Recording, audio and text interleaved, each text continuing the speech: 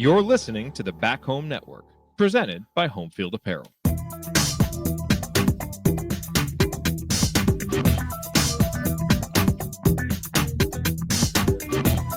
Welcome back to Crimson Cast. Galen Clavio, Scott Caulfield joining you. It is Sunday, January 12th, 2025.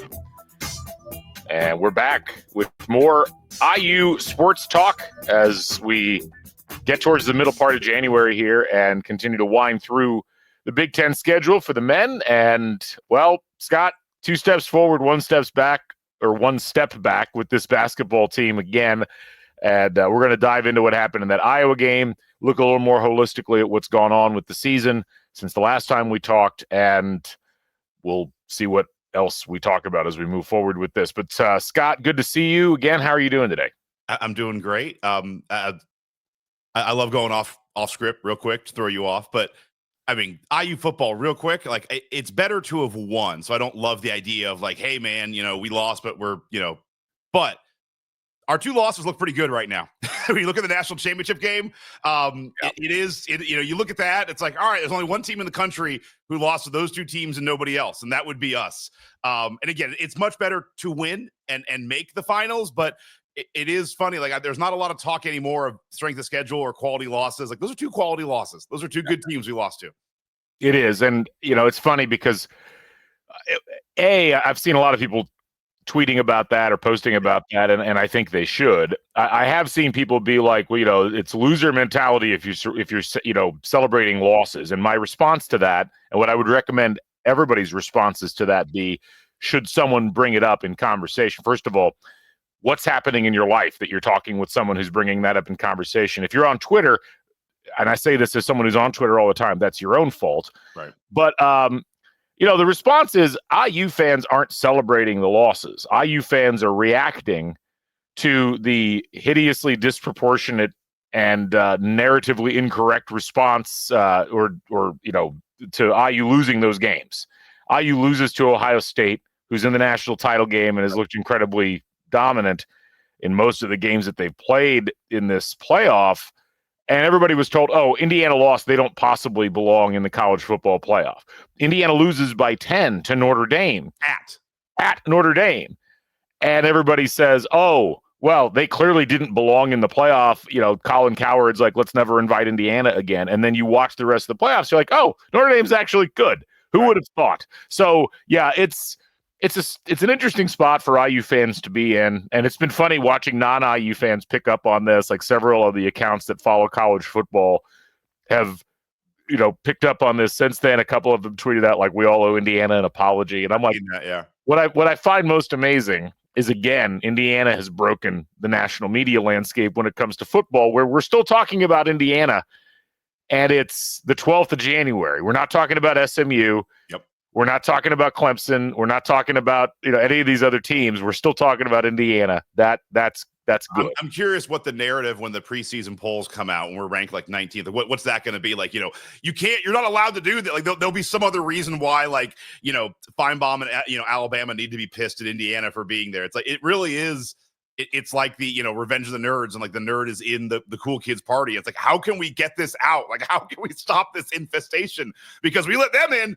Illinois is coming next, and then Purdue's coming. Like I want to get to our ad reads first, but sorry. But I think it's an interesting. In fact, we'll quickly go to the ad reads, and then I want to address that because I don't think it's going to be quite the same. But anyway, first of all, just a reminder, folks, that if you haven't yet, please go to homefieldapparel.com and patronize the heck out of that website. Scott's wearing home field. I've got my old Men in Blazers home field. I thought this was particularly appropriate. The Courage crew neck, given what we're dealing with. Home field has the best bison gear. Like they do. Hands down the best Indiana bison gear. Yeah, in many cases they have the only Indiana bison gear, but it's still the best. Even if they had competitors, it would still be the best. And home field, of course, is our presenting sponsor here on the Back Home Network, not just here on Crimson Cast, but on Assembly Call, the Doing the Work podcast, and many other shows in the stable. You can use the code HOME23, and get 15% off your first order. You should also follow Home Field Apparel on the socials. They do a great job of promoting and previewing the various collections that they're dropping on a regular basis. And get signed up for their newsletter. You get some discounts, some early notifications of things that you could take advantage of in terms of sales. So again, check out homefieldapparel.com, your place to go for the finest in college fashion. Also, just a reminder, folks, that we are on Substack, crimsoncast.substack.com. We'd love to have you as part of the community. Get free messages to your inbox indicating when we have new podcasts available. And occasionally we have some extra stuff in there as well. We've got some VIP videos. We'll occasionally throw in some readings. So head over to crimsoncast.substack.com. There's also a paid option if you'd like to help support the podcast financially. $5 a month, $50 a year. We'd love to have you as part of that. Also, just a reminder, we are on YouTube. And if you want to watch the podcast, it's one of the ways that you can do that.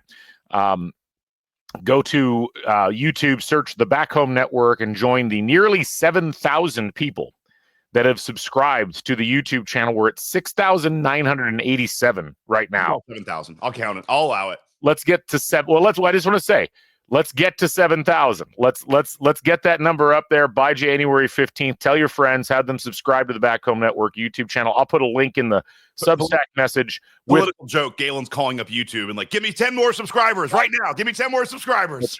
That's right. So anyway, we'd love to have you on that as well. I want to go back to what you said though, Scott, about like Indiana's going to be ranked to start the season in most polls in football. Better be. Yeah. And I think I said when we talked about this last time, I'm anticipating somewhere between like 15th and 25th. And I don't think one of the weird things about college football is that the hardest period of time you're generally going to have in terms of national perception is the first year that you're really good. So you think about like, I remember when Kansas State came out of nowhere in the 90s and made it in the polls, and everybody's like, what is that? Kansas State, they can't really be there. And then they were sustainably good. And now we don't blink when Kansas State is in a major bowl or they're in the Big 12 title game or whatever. And I think it's going to be that way with Indiana. Now Indiana has to remain competitive for places in the poll, certainly. But I look at Indiana as probably, the next phase of how they are viewed on a national stage to be kind of like how Minnesota is viewed. Someone noted with Minnesota's bowl win in the Duke's Mayo Bowl this year, they've won that like their last 7 or 8 bowl games in a row, which is wild to think about. Right. But it's like Minnesota's done just enough on the national stage consistently that no one's like shocked when they're in the poll, or, if they put together a big run that they might be in contention outside for a playoff bid, especially now. So I think with Indiana, a lot of the nouveau riche, negative reaction that you get from a lot of the blue bloods and a lot of the traditional media powers probably starts to go away. I also think, a lot of the arguments against Indiana about, they just have a bunch of group of 5 talent, that starts to dissipate as well, because you were seeing them start to pull in more Power 4 conference talent in this transfer portal, and recruiting will go up and all of those things. So I actually don't think anybody's going to bat an eye at IU being in the poll. I don't think it's going to be one of those things where everybody's like, well, they don't belong, because this is how it works. It's dumb, but this is how it works in college football. That's fair. Yeah. But we're not here to talk college football, sadly. We will be back, I think, next week. We're going to sit down and talk through the transfer portal additions and talk about where Indiana still needs to make some moves and talk about how the offseason's gone so far overall. But today we're going to talk about IU basketball. The Hoosiers were on a nice little streak there for a little while. They'd won 5 games in a row. 3 of those games were in the Big Ten Conference. And Indiana was 4-1 on Saturday at about 7 p.m. Eastern time.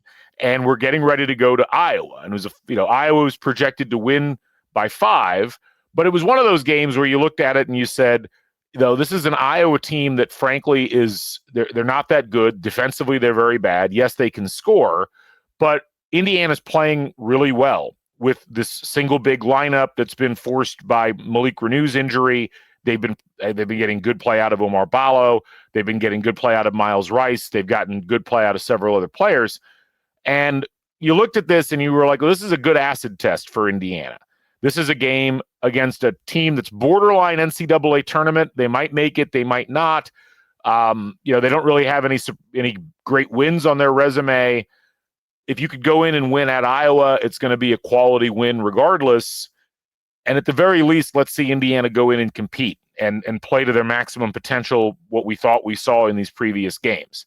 That did not happen. Indiana came out immediately allowed a huge run, which we've seen a lot from this IU program, not just under Mike Woodson, but certainly a lot under Mike Woodson. Then they rushed back into the game, actually took a 28-25 lead. And I was thinking at that point, Scott, I was like, hey, maybe they figured it out. Maybe they just needed to deal with that initial onslaught and they'll be fine moving forward. And then they proceeded to get absolutely boat raced the rest of the way. They take a 28-25 lead, and it turns into a 25-point loss, 85-60, and just almost a complete abandonment of what you wanted to see Indiana doing on the floor. Scott, the only surprising thing about this game to some degree was that Indiana got themselves back in it for a little while. Everything else read like the exact same script that we've been seeing from Indiana, certainly over the course of the last couple of years. Yeah, I mean, this team is so inconsistent. And I'm going to quote a couple times. Like Zach Osterman wrote a great article today in the Indy Star, just kind of hammering that point home over and over again. The thing that I was thinking about with this is, the joke you see less and less now as planes get safer, but there was a joke for you and I when growing up of like, why don't they just make the plane out of what they make the black box out of? You don't know, like a plane crashes, there's a black box that holds all the audio recording. And the joke is always like, just because that thing is indestructible, like make the plane that, and then you're fine. And you think about that with this Indiana team, they have that run against Iowa where they go, hold on, let me pull up exactly that run. It was a 18-2 run after they've given up. And during that stretch, you're like, all right, this is great. This is kind of what we've talked about all season. Like, why can't you just do that throughout the entire game? Right. And on a macro level, you have this where you have, 2-game stretches like we talked about last time where they're shooting threes, they're looking good. It's like, all right, just do this throughout, multiple games. And in the end, I think that's kind of the fallacy of that argument is, not all teams can do that the entire game, or else like that's why some teams don't win titles. So some teams don't make the tournament.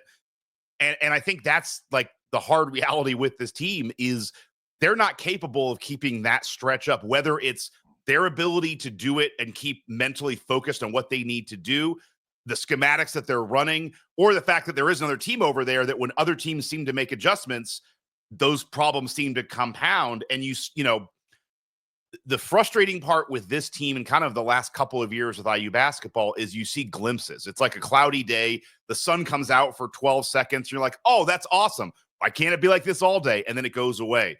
And then you don't know when it's going to come back. The only thing that we know is that this is going to be inconsistent. And that's the thing, we might have a stretch later on this season. We have 2 or 3 games that are good, or we have a couple of games where we have long stretches within games that things are good. But it's really hard for me to say I feel like we've turned a corner on X, Y, or Z, because every single season, one of those, whatever you're talking about, whether it's 3-point shots, whether it's effort, whether it's defense, whether it's, offense, whether it's running efficient offense or any of these things, they all seem to fall apart at different times. And you never have stretches of, even 4 games where everything kind of runs smoothly. And I think that's what's most maddening about what we're seeing is it's just the only thing that's consistent is the inconsistency with this team. Yeah, I'll even go a step further. I think the problem with this team is they really just fold when put under pressure, like really put under pressure. And it's disappointing because a lot of the issues with IU really come back to the way the fans perceive the team and the way the team has played. There have just been so many games or so many stretches of seasons where IU fans have worked themselves up to a point where they feel like, hey, we've got some hope here. Right. And then Indiana just cannot measure up in games against teams that are, not necessarily any demonstrably better than they are.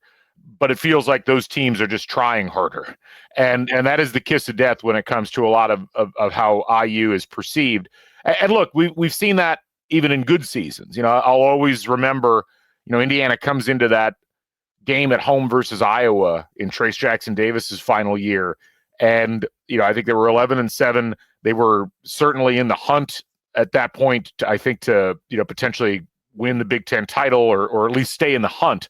Purdue ended up winning. Purdue was 15-5 that season. It was going to take Purdue losing a couple of games. They almost lost at Wisconsin that weekend, but Indiana came out against Iowa, who was okay, that year and then just got smoked at home in front of everybody to the point that people were leaving like with 15 minutes left in the second half. I remember that. I was there, and it's like I think we were like in the mix for like maybe getting a 2 seed in the tournament. It wouldn't happen, but it's like we were in the 3-4 line. And it's like, yeah, we went out here. It's like, wow, this is a season we could actually. Yeah, I remember that. And you know, it seems like every time Indiana really needs to double down and win.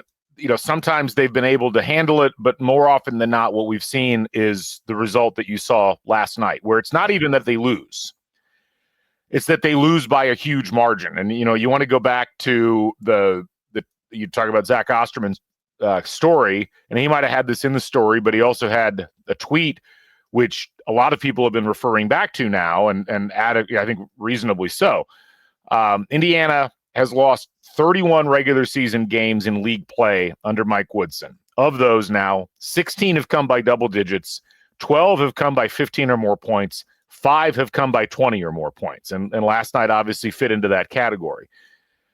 I mean, you're going to lose big every once in a while, but I think it's the method by which Indiana loses big in these games, where they just abandon all principles, aren't able to play hard or consistently, and look like they've just kind of waved the white flag at a certain point in the game and then just wait for it to be over. And it feels like it just consumes the entire bench. People aren't up and you know, shouting orders. The coaches are largely sitting down. The players are largely there.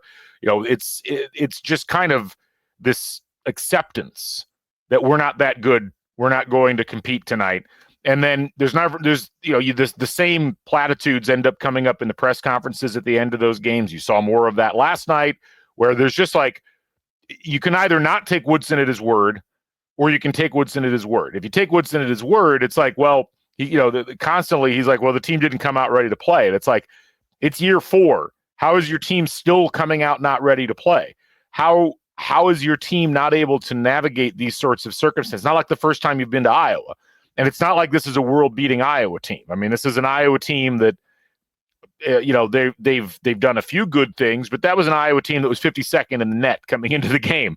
Indiana was, I think, 56th or 57th in the net. These were teams that were theoretically kind of on the same plane of existence, and yet they look like they didn't belong on the same floor. So it's not just the loss, and it's not just the manner in which the team lost. It's the consistency and I would actually say that the inconsistency is the consistency with this team, but the consistency by which Indiana, when they start to lose games like this, they don't just lose in half measures. They go all out and lose about as badly as you can, which doesn't really fill you with a lot of excitement or positivity or the idea that somehow later on down the line, they're going to turn this around. And that's been the biggest concern, is like, look, again, losses happen, big losses happen. I don't think you have to overreact at one loss, but I do think you can react and should react to the idea that once again, here you are on the road in the Big Ten, getting blown out by a pretty mid team. And your aspirations were supposedly much greater than that as Indiana. You have a huge, talented, expensive roster of players who individually can all do really good things. And it looks exactly the same as last year's roster, where you didn't have all of those things. Like, there's a consistency of falling short in these moments that seems to arch over all of the rosters that you've seen here under Mike Woodson. And, even the Trace Jackson Davis, Jalen Hood-Schifino roster was not immune to games like this or circumstances like this. I brought this up a year ago or something. I tried to get a name for it, like the dead cat bounce or like the dead on arrival game. But, just the game last night, when you look at the Ken Pom, winning probability, at halftime, Iowa had an 86% chance of winning. And then within 4 minutes, it was up to 94%. And then it just becomes this, you have it looks like a heartbeat, and then it's just flatlined. It's just like a second half flatline. And it echoes in the stats what you're talking about in real life, that for the rest of the second half, Iowa's a 95% chance to win, and it never changes. Even the Nebraska game, you see some flutters there. I mean, it gets to be a 66-64 game with like 10 minutes to go, and they ended up letting Nebraska go on a 17-1 run. But, I did breakdown of this at one point last year, just how many of these losses that we've had under Woodson and under Archie too, that just, to your point, aren't even just beatdowns. It's like in the second half, there's not even, Indiana's not ever within a 90% chance of, 10% chance of winning the game. You go back and look at the, Louisville game. It's exactly the same thing. It's a little bit better just because the halftime score is a little closer, but it becomes a straight line to 0 and then just stays 0%. At 10 minutes to go in the game, Louisville had a 99% chance of winning and just kept that way the entire time. Gonzaga game, it's even worse. I mean, it's like we go into halftime, they're a 98% chance of winning, and then it just never moves. And it's those kinds of losses that are infuriating because, like you said, you can lose, but to have a game where after halftime, it's just not competitive. Like there's just not even a chance. Like, how can all right, if they get a stop, I'm always doing this in my mind. Like, all right, if we can get 3 here and they get a stop here, like you kind of put together, what's our plan to get this game back together? And you don't have an option for that the entire game. The other thing that I will say, I'll come back to this, I think this is also going to be of trouble with this team game to game is, after the last podcast, we were talking about the Penn State game. And, I was kind of lamenting the fact that, we had basically let Penn State go on a point per possession when they shot, what was it, like 3 for 21 from 3. I'm just like, that's not great defense on a team that's shooting that bad from 3. And then you can look at it, you looked at it slightly differently. And like, we're having a discussion, it's fine.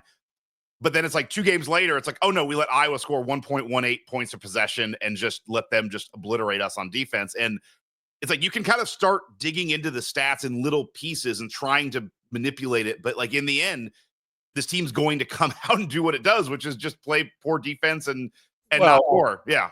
Here's the thing. I do think you need to look at it on a more individual basis, game by game. I mean, as bad as Indiana's defense was last night, within the confines of what Iowa normally does, that was actually an okay defensive effort. I know that sounds weird, but if you look at what Iowa normally does in terms of offense, Iowa, they don't play defense very well, but they score. They average 118.9. That's their average offensive efficiency, or they're adjusted.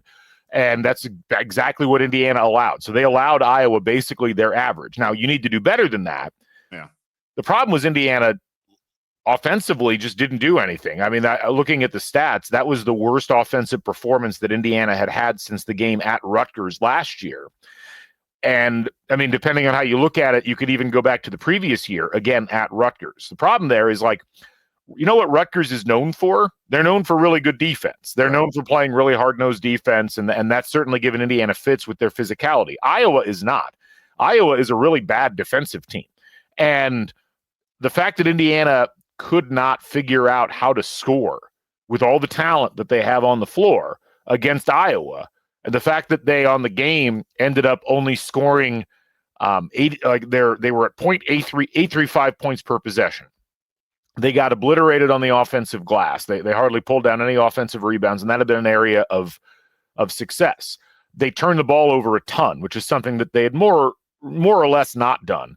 They took poor shots.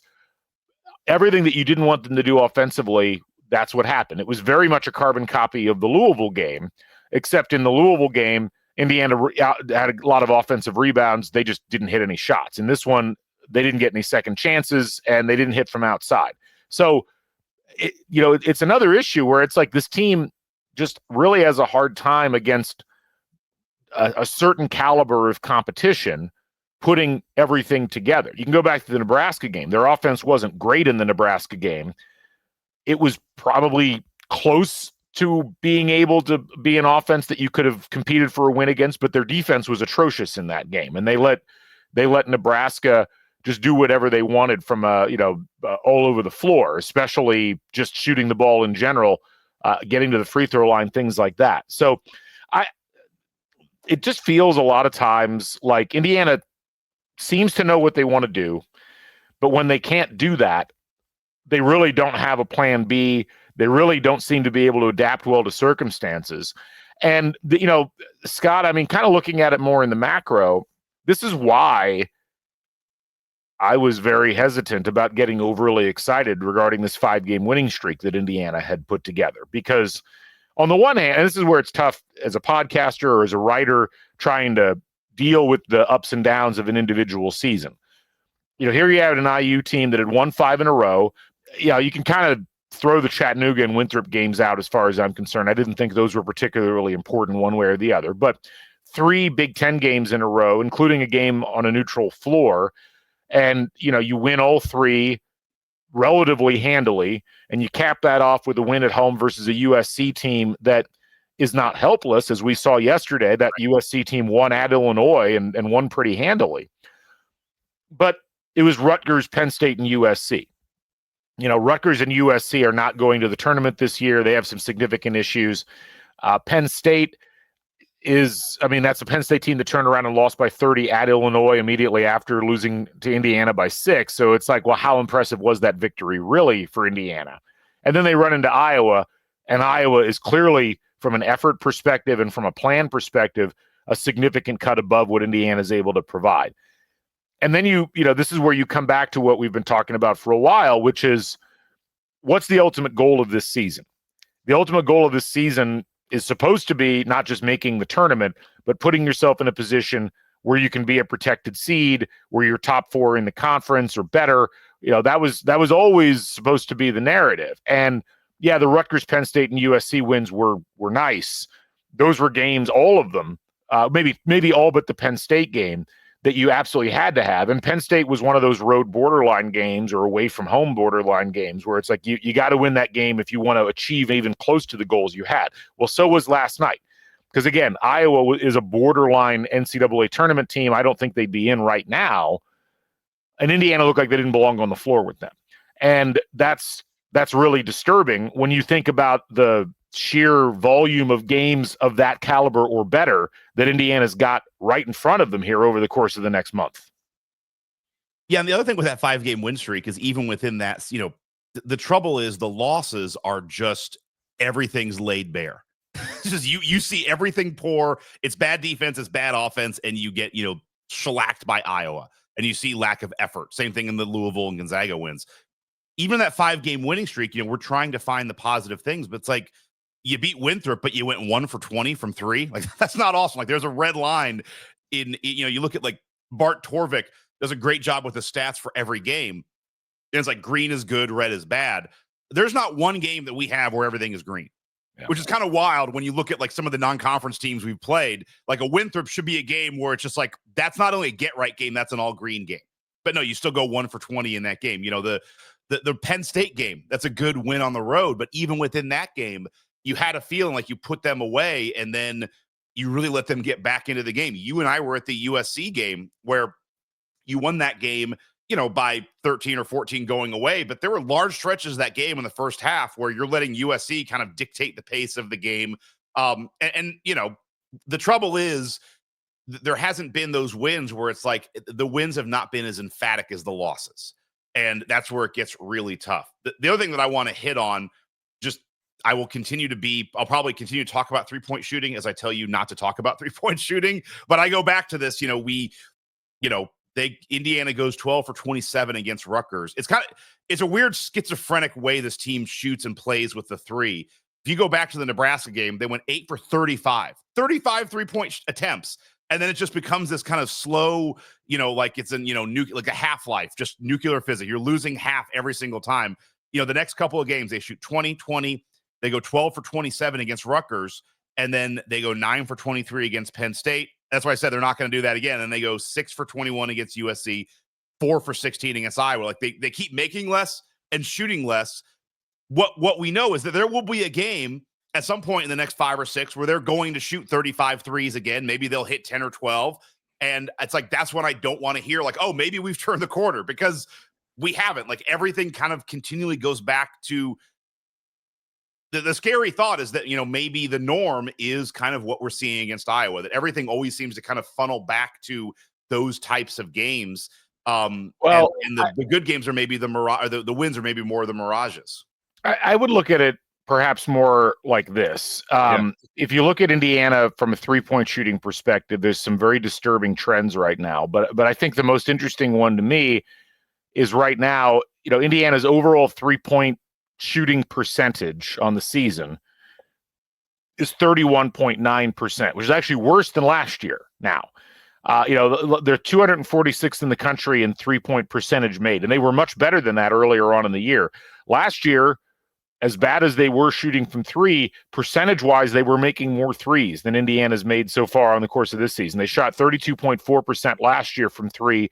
So far, they're at 31.9% this year.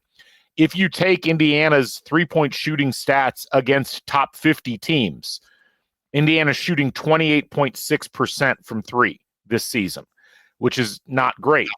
Not good, Bob. But what's interesting to me is their 3-point rate against those teams is 36.8. Now that's low, but it's not as low as their overall. So they are taking more threes against better teams. They're just not hitting them. And, that's a real problem. The shooting's really gone to a large degree. I know that USC game and Luke Goody hitting some shots, everybody's like, oh, the 3-point shooting's better. In the last 10 games, Indiana's shooting 29.7% from three. That's 309th in the country over that span of time. Their 3-point rate in those last 10 games is 282nd in the country. So they're both shooting less threes percentage-wise, and they're also shooting them less often. Look, you're going to have variance with threes. And I think sometimes, especially with a team that clearly doesn't have an offensive system that is specifically designed to focus on threes, you're going to have those boom and bust games like you're talking about. And so I worry a little bit less about the boom and bust games as I do about the overall trend line. And I worry with this team that they are putting themselves in a position where they're either trying to force threes into their diet, or they're simply not putting themselves in a position where they can succeed that much. They are pretty reliably, the Rutgers game and the Penn State game look like big outliers over the last 10 games versus what they've done overall.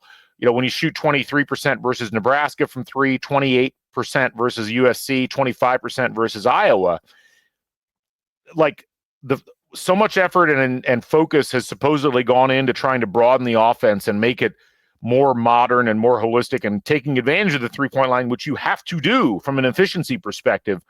They're going the wrong direction right now, and that really should be concerning. I think if you're concerned about what Indiana is going to do long term and whether they can snap themselves out of it, their offense looks like it's going the wrong way in terms of where their points are coming from and how efficient they are in those shots. So if you don't mind, I want to go back to a macro point that you made earlier, just about, what the goal of this season was.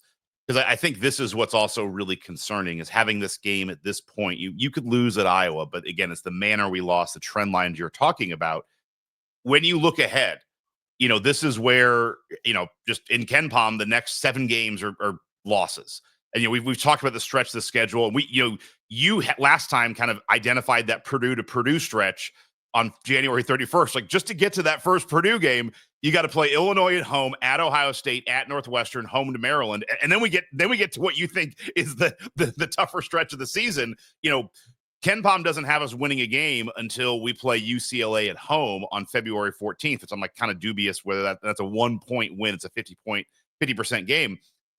This is where the rubber really hits the road. And to me, you kind of run out of excuses because you're in year 4 of a tenure. You're in the middle of that season. And to me, you don't get the luxury of saying, oh man, it's a bunch of tough opponents. What are we going to do? At some point, you need to be one of those tough opponents. Like, you just can't be the nail that's getting hammered in. But this is where it gets really tough because, the next 4 or 5 games, statistically, they should be losses. They're going to be tough games to win. You have an Illinois team that's now pissed. They're going to come in here, try and, get right game. And I'm not sure how this team kind of breaks out of this fight. And this is also a team that over the last couple of years, when they get drilled like this, they don't always come right back. And sometimes this has led to a 3 to 4 game losing streak in the Big Ten, as we've seen multiple years. This is what I was always concerned about, was this stretch of the season. It felt like we had to come in with some kind of, like, we have things humming and we're not just a sputtering engine that, dies on the road at Iowa City. Well, the effort and the consistency in effort's a big problem. And, you saw, one of the things that people pointed out quite a bit last night was Iowa just looked like they cared more and that they were playing harder. And that is something that seems to manifest itself often in these games. That in Atlantis. Like, it hasn't, that was evident in Atlantis, and we're still dealing with it. Now, there's a couple of things I'll say. College basketball every year, we look at it and we look at the projected wins and losses, and sometimes we forget that there are going to be individual moments that don't work out that way. And you'll have really good teams that'll have really bad games, especially on the road. I mean, look at last night on the national stage. Auburn goes on the road. They get there's an injury that they sustain, and they only win by 3 at South Carolina, who, as we know, is not particularly good. Iowa State has to go to overtime to win at Texas Tech, who was unranked. Kentucky struggles at Mississippi State. Mississippi State's pretty good, but there were a lot of instances, including Georgia beating Oklahoma yesterday, Illinois losing at home to USC. You're going to have games where teams don't play well that are good, and Indiana is talented. Like, Indiana has pro-level talent. They've got a pro-level center. They've got a pro-level point guard. They've got other players that can contribute at that level. It's the lack of consistency that makes you think, well, Indiana's probably going to pull a couple of victories out of a hat here that you might not expect from simply looking at the probabilities. And not just at home either. I mean, they'll play Illinois at home on Tuesday. I won't be shocked if Indiana wins that game. They'll play, Michigan at home on the 8th of February. I wouldn't be shocked if Indiana wins that game. But it's the whole string of things. Like, it's, when you look at the losses in the KenPom projections or the Torvik projections, these are probabilities that arch over an entire rest of the season. Like, right now, Indiana's 4-2 in KenPom in the Big Ten. In KenPom, they're projected to go 9-11. Well, if you look at the actual numbers, they're only projected to win 4 games, but that's built into where they're probably going to win 1 or 2 games they're projected to lose and lose 1 or 2 games that they're projected to win. What worries me for Indiana is the overall trend line of where they're headed. This Iowa game was really important. I think I tweeted this right after the USC game. It's like, what we're seeing out of Indiana in this USC game wasn't perfect, but it was just, if you could play like that and go into Iowa and have the way that Indiana played translate in some way to that game, that would give me an indication that perhaps they're going to play better than we thought that they would down the stretch. I didn't see that last night. And we talked about this a lot last year, where they had the multiple losing streaks in the Big Ten. And a lot of it was like, I keep waiting for something to illustrate to me that this team is going to play with more consistency. And if you think about like that stretch last year that started right now, they beat Minnesota at home. It wasn't that impressive of a game. They never really put Minnesota away. And then they turned around and had to play Purdue at home and then at Wisconsin and at Illinois, and they lost all 3 of those. They beat Iowa at home, lose to Penn State at home, and that was that big one where everybody was like, uh-oh. Yep. They win at Ohio State randomly, and everybody was shocked by that, and then they lose 4 more in a row. And by that point, you're 6-10, and the season was almost over at that stage. It essentially was over at that point. And even though they won the last 4 to get to 10-10, the damage had been done.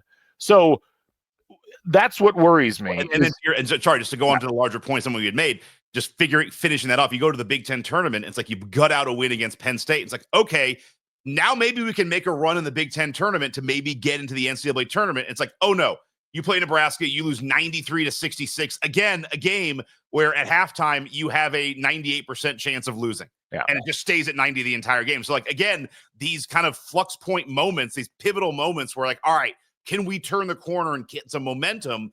You not only lose, you just get shellacked. Yeah. I mean, Indiana was 4-2 last year, and they finished 10-10, but the way they finished 10-10 disqualified them from being a legitimate team to consider in the NCAA selection process. Now they're in slightly better shape now, because you figure last year when they were 4-2, they were 92nd in KenPom. They were, in the 90s in the net because they'd done so much damage to themselves in the non-conference. They haven't done as much damage to themselves in the non-conference this year. They're 56th in KenPom, not 92nd. In the net, what was the updated number? Then they're 60th today in the net. But the problem is they're 60th in the net. And there's a lot of teams they have to kind of jump over that they have to play moving forward. They have to play Northwestern on the road. Penn State still gets to come to IU.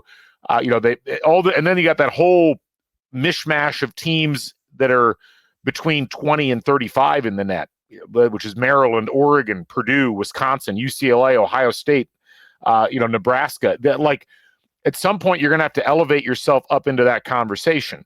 And what worries me, again, with the consistency or lack thereof, is that they may pull one of these games or two of these games, but it's hard to really have a lot of faith that they're going to pull a bunch of games in a row, simply because we've seen now 2 of the 3 years that Mike Woodson coached before this, and certainly several of the years before that, as if you want to take those into account, where Indiana is more likely to go on multiple game losing streaks in the Big Ten than multiple game winning streaks in the Big Ten. Well, and what we're doing, we're trying to present kind of the positive outlook of, like, all right, it's all projected losses are not going to be losses. Like, some variance will happen. And I get what you're saying. The trouble with that is, to me, not towards you, but just kind of that thinking is that, this is all that's trying to do is, like, how do we find a path where we can get onto the bubble for the tournament?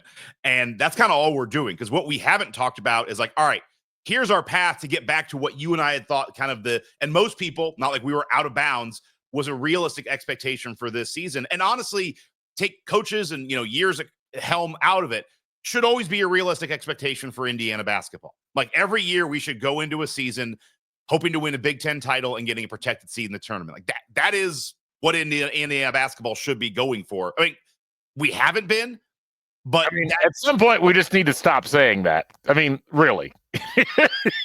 It's like, what evidence do we have to demonstrate that that's what Indiana basketball is at this point? I'm just going to keep talking because I have no comeback. I have no comeback to that. But I mean, that I think is what most fans want to believe or hope. And, hope is not anything, but that's what we hope to believe. But that's all we're talking about here is, like, how can we get to just the absolute bare minimum of what a season should be? And it's like, we're having to really struggle to find that. And that's what I think is disconcerting, is I'd love to see, not just win Illinois. Like, can you win the next 4 games? Can you go into Purdue on a 4-game winning streak? And, like, you look at that and say, well, no evidence says you can do that. And there's no really reason to believe that could be done, but there's nothing to say we don't have the talent to do that. Right. And that's the frustrating part, is, like, we have the team, we have the talent. And the thing that we also haven't talked about at all, we're at minute 42 in this, is we have the issue of this odd problem of, we have maybe one of our best players who at some point will come back to the team, at which point all Indiana fans know, well, that's going to muck up our offense. Like, we're the only team that's like, we need more of our players to not play. So our coach is hamstrung to be able to run an offense that actually makes sense. That, if Renew comes back at any of these next couple of games, it's nothing against Renew, because he might be our most overall skilled player on the team. The way that he's utilized within the 2 big offense, does that end up causing more problems in these games than where we're at now?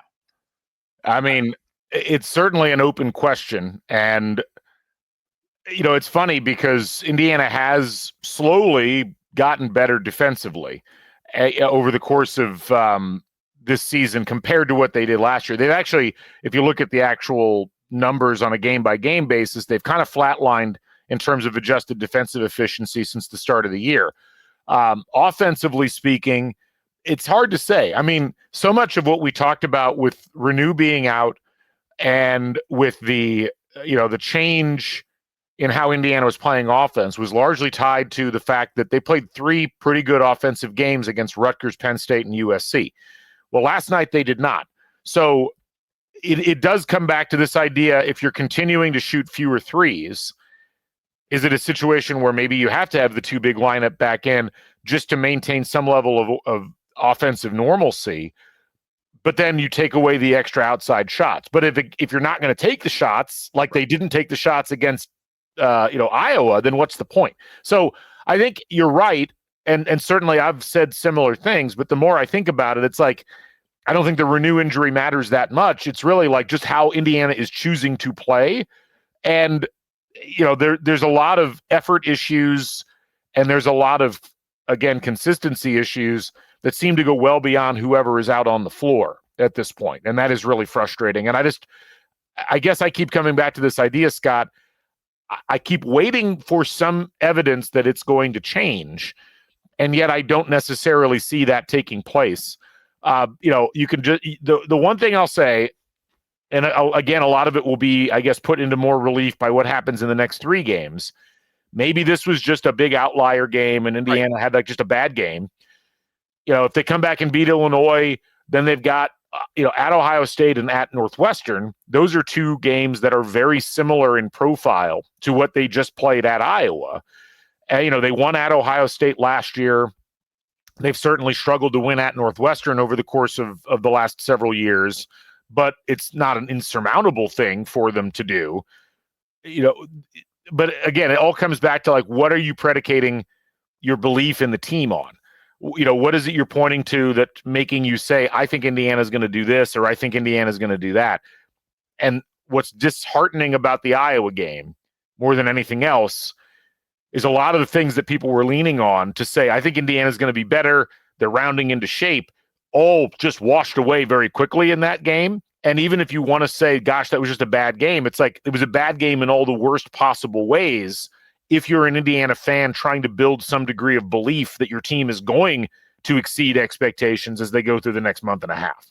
Well, and it's taking that point a step further. You are right. Good teams, great teams have outlier bad games. The only way that you turn this into an outlier bad game is you got to win multiple games in a row after this. You look at that 23 season, Indiana, the Trace Jackson Davis year, they were a 4 seed. They did lose 3 in a row. They lost to Iowa, Northwestern, and Penn State. But then the rest of the way from this point on, January 14th on, they never lost back-to-back Big Ten games. So then they had outliers. They had, unfortunately, too many outliers. But you could say from January 14th on, it's like that's a team that, for the most part, had it together and would have a bad game here or there, but would then follow it up with a win or a 2 or 3 game winning streak. That's kind of what has to happen here. And the trouble is you're doing this into the schedule gets tough now. Like, this isn't the meat of the schedule. So, if you're going to lose the next 3 games, it's like, you can't tell me that this is that was an outlier. And it's like, oh, well, it's just tough opponents. Like that's too many variables that you're compounding there. Like, I hear what you're saying. I'm not arguing with you, but I would say that, like, for that to be the case, you kind of got to win up to that Purdue game, win 3 of the 4, like, don't lose Illinois, don't lose Ohio State. And then maybe we can talk about how that was an outlier. But the trouble is you have 4 of them so far this year. That's the other trouble. It's like 4 of the games that are outliers are games where you lost multiple digit points. And that's something that very rarely happens to a good team. A good solid team that knows what its identity is and knows how to win a good number of college basketball games doesn't normally have 4 10 plus 15 plus losses by the middle of January. Like that's very abnormal.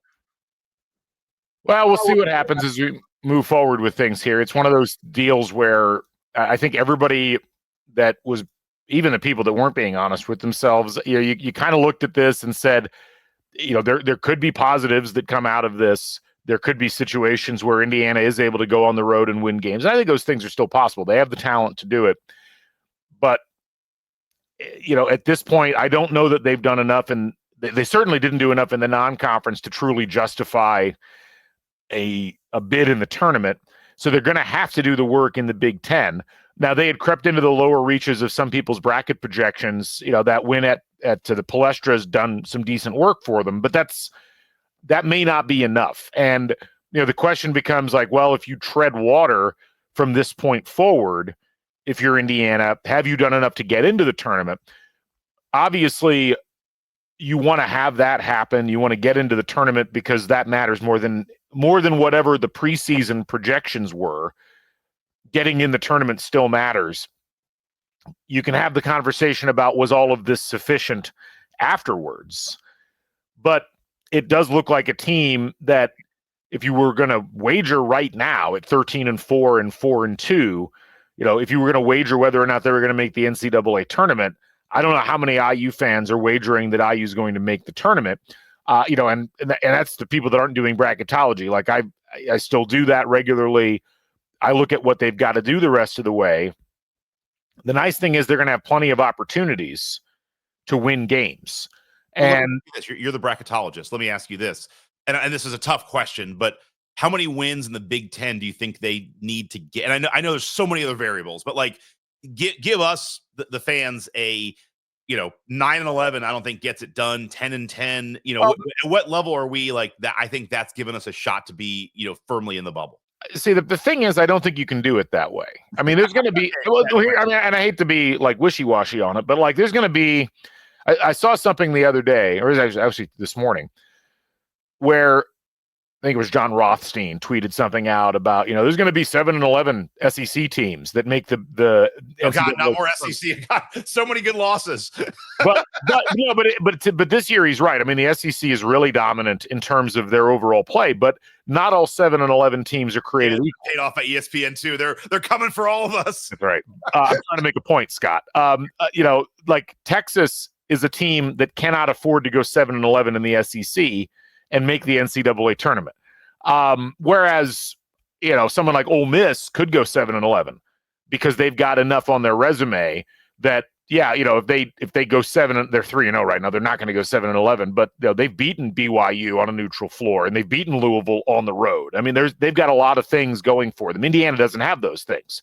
So when you ask me what record is needed, a lot of it's like, well, who are the wins going to come against? Like if Indiana goes 9-11 in the conference and 18-13 overall, but their 5 remaining wins are like, they win.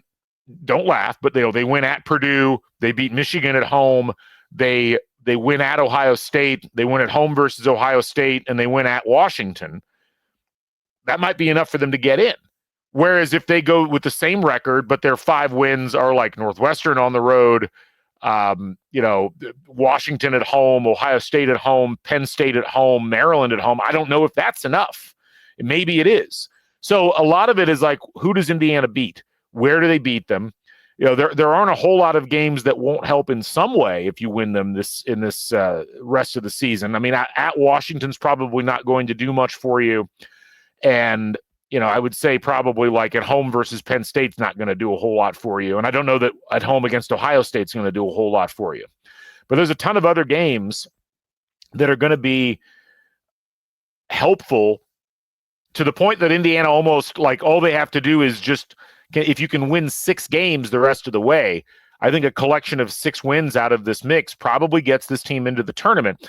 It's just they kind of look like a zombie team at that point because if you're 10-10 in this Big Ten where everybody's kind of equal, I don't know that Indiana demonstrates that they're that good on the national stage going into the tournament by just going 10-10 against this schedule. So it's like, again, it all comes back to what are you expecting or what are you hoping to get out of the season? With IU, obviously getting into the tournament is the bare minimum, and especially with this year's team, and especially coming off of what happened last year. But that's got to be the primary focus at this point. And so you dust yourself off from this Iowa game. You're probably going to play an Illinois team that won't play as well on the road as they do at home. You're going to be pissed off. Illinois is going to be pissed off because they just lost at home to USC. If you can come out and win that game, I think it again resets the conversation about where Indiana's going. You're 5-2. You have a home win against a bona fide top 20 team. Those are all going to help. It's just, I need to see Indiana win a game like that. That would be, they beat Illinois at home. That would be by far their best win. Like their highest rated win against teams in KenPom is that win against Penn State. And Penn State was 51st. The 4 teams they've played that are in the top 50 of KenPom, they've lost to. They lost to Louisville. They lost to Gonzaga. They lost to Nebraska. They lost to Iowa. And then, Penn State's 51st, USC's 68th, Providence is 84th, South Carolina 73rd. That's the echelon of teams they seem to be able to beat, teams that are sub-top 50. I do worry at the end of the day that that's not going to be enough to get it done. Yeah, if you're going off of that, we got 3 more wins. Right. And so now it becomes like, can you win? How many games can you win against top 50 competition? But you also have to then win those 3. Like, no joking, you got to win the Northwestern, Washington, and Penn State game again. Like this is where you can't start throwing in more bad losses, but you pick up a win against Illinois. It's like, great, you got that in the bank. You got to keep those 3. Again, the sub 50 teams. Northwestern, home to Washington, at Penn, home to Penn State. you got to win those 3. Like those 3 have to become wins no matter what. And then you're just stacking bonus wins on top of it. I mean, to me, the team that's going to be the biggest competition and maybe the greatest measuring stick for Indiana the rest of the way is Ohio State. Ohio State is 32nd in KenPom, and they're 49th, I think, in Torvik. And, they both calculate things a little bit differently. And sometimes I like the Torvik ratings more than I like KenPom, because I think they match a little bit better what I'm actually seeing in terms of game-by-game stuff. Indiana right now is projected to go 1-1 against Ohio State. That's really a team they need to beat twice. You need to be able to demonstrate, especially if they're as close as they look like in Torvik, where Ohio State's 49th, Indiana's 52nd. You need to be able to say, we beat that team twice. We are clearly of the mid-level teams in the Big Ten. We're clearly like above the fray. I don't know that Indiana's going to be able to do that. That's where that game really fascinates me this upcoming Friday, where they have to go to Columbus and take on Ohio State. And Ohio State's been almost as schizophrenic as Indiana. They've beaten Texas on a neutral floor. They've beaten Kentucky on a neutral floor. They have a lot of good losses. They don't have a lot of good wins. The Kentucky and Texas wins, they get credit for those, but they also, they've lost to Texas A&M, Pittsburgh, Maryland, Auburn, Michigan State, Oregon. No shame there. They actually played Oregon pretty tight at home on Thursday, but then they almost lost in double overtime at Minnesota, which is a really hideous team. And their overall numbers statistically just don't look that impressive. But that's a team that, Indiana could, if they win that game, it's a big boost. But if they lose that game, it really clearly defines Indiana, I think, as being a cut below what they need to be. So a lot to watch for. And, I know this, I always feel bad when we have to do these podcasts and it all kind of sounds doom and gloom. And I think it's hard to do a podcast after you lose by 25. Really, Indiana should have lost that game by 30. They hit a couple of shots at the end of the game that made the score a little bit respectable, but that was a 30-point loss at the end of the day. What do we say here that puts that into a system or a situation where you feel better about the pathway? I don't know that a lot of people are particularly inclined to feel better about the pathway that Indiana's got in front of them. So I do worry about, how do you maintain some semblance of optimism when it feels like you've seen this movie so many times before as an IU fan? And ultimately, this is the break point, as we kind of thought it was going to be at the beginning of the year. It's like once you get done with the non-conference and once you get through that opening spate of relatively easy Big Ten games, what does Indiana do from here? How do they react? I'm as curious about that as you are, Scott. I have my theories that I think Indiana is going to kind of mid their way to about a 9-win season in the conference at this point and be probably just outside the bubble if I had to project right now. But the nice thing for Indiana is they clearly have the talent and the ability to do better than that. It just becomes a question of whether they'll actually do better than that. Yep. Yeah. My biggest concern for this coming stretch, to kind of put a point on this, is, if they're not able to make any kind of hay between now and Purdue, if they end up losing, Illinois, Ohio State, Northwestern, Maryland, my concern is I think at that point it becomes really tough to come up with a narrative of how this team makes the tournament. Yeah. And I think that's tough to do when you're still in January. Like it's January 27th, to be at a point where you and I have to do a podcast where there really isn't a logical path to the tournament, but you still have 10 more games, 7 more games ahead of you, a lot of them at home. It could get very vitriolic very quickly. And I just, nobody wants that. Like, I don't want that. Nobody wants that. Like, I would like to have the glimmer of hope, and maybe even more than just a glimmer of hope. I don't want it to be extinguished before we even get into February. And that's what concerns me, is there's still a lot of opportunity here, still a lot of ways to get there. Those paths start to get very tight and closed if you don't do something over the next 2 to 3 weeks. We'll see what happens. Feels like, again, we have this conversation every year. I think the one year we didn't have this conversation was 23. And that was, certainly one of those seasons. Even there, it's like, at this point, it's funny that that same year, that 2022, you're 1-4. I mean, that was actually where I was going with that. It's like on this date in that year, Indiana was 1-4 and had lost 3 games in a row. Now they were, 2 of them were close games, but getting obliterated at Penn State, a lot of people had given up hope. And, you know, the nice thing about that year was Indiana went out and won 5 of their next 9 and got themselves back up to 9-5 in conference, and very much was back 8 of their next 9. 8 of their next 9, sorry. You know, and put themselves in a position where they were a contender. And, you know, and in those games was a road win at Illinois, which was surprising, a win at home versus Michigan State, a win at home versus Purdue, a win at home versus Rutgers, a win at Michigan. Like, there were a lot of really good moments in that stretch. That's where Indiana kind of sits right now, albeit with a better record. Right. You know, I mean, when you're 4-2 instead of 1-4, you're in pretty good shape. The difference was, and the one thing I'll say there, Indiana's overall statistical profile coming out of that Penn State game in 23, they were 33rd in KenPom. They were significantly better than what this year's team has demonstrated so far. And, you know, you could argue they got unlucky in those losses to Iowa and Northwestern. You can't really argue that they were unlucky in any of the losses that they've suffered so far this season. They've just been bad in those games. Yep. And that will be an interesting thing to watch as we move forward. Can Indiana put themselves in a position where they just play better? Because that's what it's going to take to win the games that are in front of them. So, agreed. I think that's anyway. Yeah.